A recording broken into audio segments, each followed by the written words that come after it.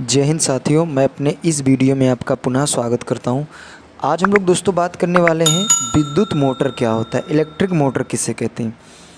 देखिए दोस्तों, जो मोटर होता है ये बेसिकली दो प्रकार का होता है। एक होता है एसी मोटर और एक होता है DC motor. AC motor way motor होते हैं जो एसी सप्लाई से काम करते हैं। डीसी मोटर वे मोटर होते हैं जो डीसी सप्लाई से काम करते हैं। अब हम बात करते हैं मोटर का काम क्या होता है। तो मोटर का काम होता है कि ये विद्युत ऊर्जा को यांत्रिक ऊर्जा में परिवर्तित करता है। विद्युत ऊर्जा का यांत्रिक ऊर्जा में परिवर्तन का मतलब यह है कि जब हम मोटर को बिजली सप्लाई देते हैं तो यदि इसके साथ कोई भी यदि पंखी लगी हो या फिर कोई फ्लाई व्हील लगा हो, आटा चक्की का मशीन लगी हो, तो उसको ये रोटेट कराने लगता है, अर्थात घुमाने लगता है। तो ये जो घुमाने की क्रिया है इसी को हम लोग दोस्तों बोलते हैं यांत्रिक ऊर्जा। तो ये ऐसा क्रिया तभी करता है जब मोटर बिजली अर्थात इलेक्ट्रिक सप्लाई पाता है, तब ऐसा करता है। अब देखिए दोस्तों, जो मोटर होता है इसमें दो पार्ट्स होते हैं, एक होता है स्टेटर और दूसरा नंबर होता है रोटर।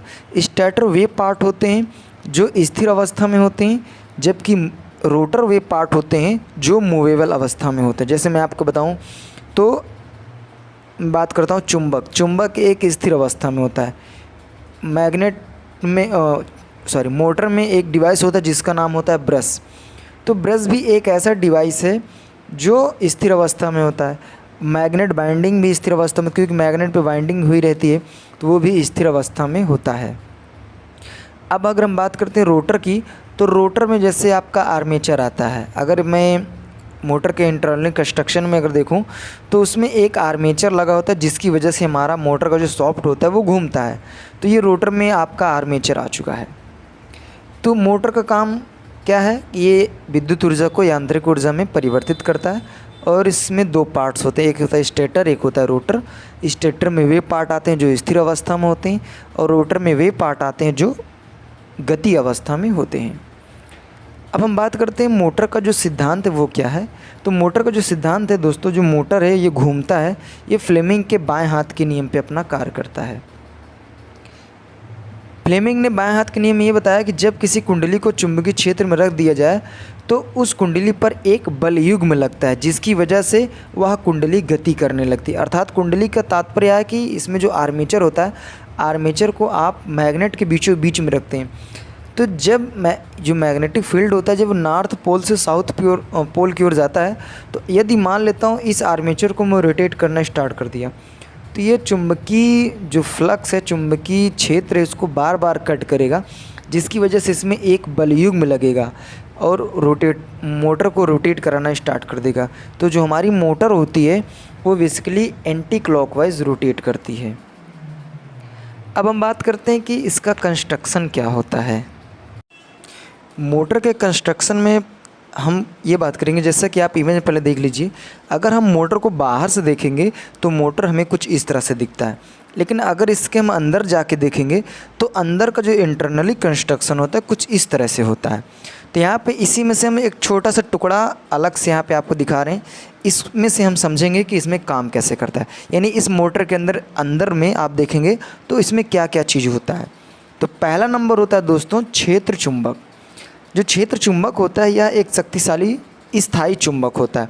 इसमें दो ध्रुव होते हैं, N व S, और इसमें से जो N ध्रुव होता है यहाँ से चुंबकीय बल रेखाएं निकलकर हमेशा S ध्रुव की ओर जाती हैं। ऐसा क्यों?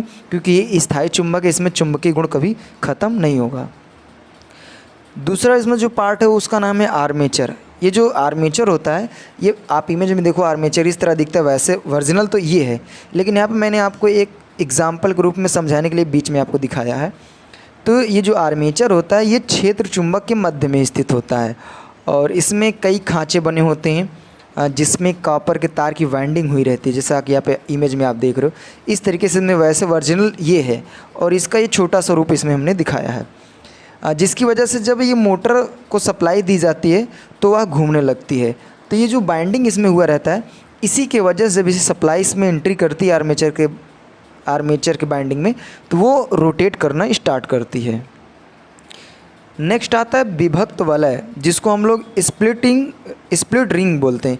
देखिए जो ये होता है ना, विभक्त का मतलब अलग, वलय का मतलब एक रिंग की आकृति का होता है। तो जब कोई रिंग दो टुकड़ों में टूटता है तो उसी को हम लोग बोलते हैं विभक्त वलय। तो यह एक रिंग की तरह होता है जो 2 टुकड़ों में खंडित रहता है। और इसमें अगर मैं बात करूँ तो इसका जो आर्मेचर का जो सॉफ्ट होता है इसी में आके फिक्स रहता है विभक्त वलय से। नेक्स्ट है इसमें जिसका नाम है ब्रश। देखिए ब्रश क्या होता है, ये कार्बन धातु का बना होता है और इसका मुख्य कार्य होता है कि मोटर के अंदर सप्लाई को भेजना। और यही ब्रश की अगर मैं बात करूं तो जनरेटर में भी यूज होता है। तो जनरेटर में इसका काम होता है कि जो जनरेटर के अंदर विद्युत की सप्लाई उत्पन्न हुई है, जो पैदा हुई है, उसको बाहर निकालने का काम करता है। तो अगर मोटर में बात करूं ब्रश का तो ये सप्लाई को एंट्री कराता है, जबकि जनरेटर में बात करूं तो जनरेटर में सप्लाई को आउट कराता है, आउटपुट करता है। और ये कार्बन नामक पदार्थ से बनता है। ये कुछ इसके कंस्ट्रक्शन की बात हुई। अब बात करते हैं इसका कार्यविधि यानी काम कैसे करता है। देखिए होता क्या है कि ये ब्रश यानी ब्रश से 2 तार बाहर निकलते हैं और यही तार सप्लाई में जाके जुड़ते हैं।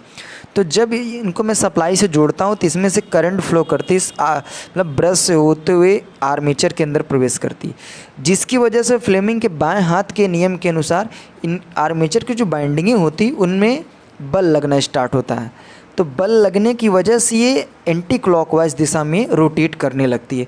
तो ये है इसका मेन कार्यविधि। कार्यविधि में यही आपको बस जानना है कि जब आप सप्लाई देंगे तो सप्लाई ब्रश से होते हुए आर्मेचर की बाइंडिंग में जाएगा, जिसकी वजह से जब करंट इसमें चारों तरफ फ्लो करने लगेगा तो फ्लेमिंग के बाएं हाथ के नियम के अनुसार इनके बाइंडिंगों में एक बल लगने स्टार्ट हो जाएगा, जिसकी वजह से ये एंटी क्लॉकवाइज रोटेट करने लगती है।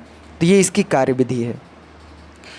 मोटर का मैं यूज की मैं बात करूं तो आप जितने भी रोटेटिंग डिवाइस आप रोटेट करते हुए देखे जाते हैं वो सभी मोटर पे ही काम करते हैं। आपके घरों में जो सीलिंग फ़ैन हो, टेबल फ़ैन हो, जो जिसको हम लोग जल पंप यानी टुल्लू भी बोलते हैं वो हो, आटा चक्की की मशीन हो, ट्यूबवेल हो, इन सभी जगहों में हम मोटर का यूज करते हैं। आपको मैं और बता दूं, जैसे इंडस्ट्री की मैं बात करूं तो इंडस्ट्री में जो बड़ी बड़ी मशीनें होती हैं, जैसे आप देखा करिए कि जो लोहे की जो चादरें होती हैं उनको रोल करने में भी हम लोग मोटर का यूज करते हैं। आप कभी भी देखा करिए ट्रकों से ये रोलिंग चादर कुछ इस तरह से लदे हुए जाते हैं, रोल हुए रहते हैं, तो ये भी मोटर के थ्रू ही रोल करते हैं। जैसे मैं आपको बताऊं कि जो कपड़े होते हैं विदाउट सिला, जैसे शर्ट पैंट के जो कपड़े होते हैं तो जब बना नहीं होता तो उसको रोल करके हम लोग एक कवर में लपेटे रहते हैं।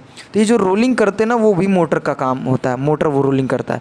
तो कहने का मतलब जो मोटर का मैं यूज की मैं बात करूं तो जितने भी रोटेटिंग डिवाइस होते हैं, जितने भी रोटेट करते हैं, उन सभी जगह में मोटर का यूज होता है और मोटर ही उसको रोटेट करने में अपना योगदान देता है।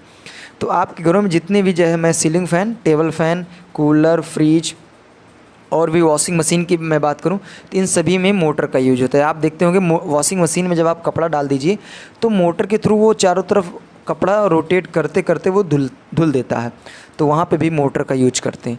तो मोटर का कई जगह पे यूज है और जितना मुझे अच्छा लगा कि इतना आपको बताना चाहिए उतना मैंने आपको बता दिया। मोटर का यहाँ पे यूज होता है। उम्मीद करता हूँ दोस्तों ये मोटर का वीडियो आपको काफ़ी हेल्पफुल लगा होगा, काफ़ी कुछ जानकारी दिया होगा। अगर दोस्तों वीडियो अच्छा लगा हो तो आगे वीडियो में बने रहें, लाइक शेयर सब्सक्राइब करें। आगे मिलेंगे नेक्स्ट वीडियो में, तब तक के लिए जय हिंद।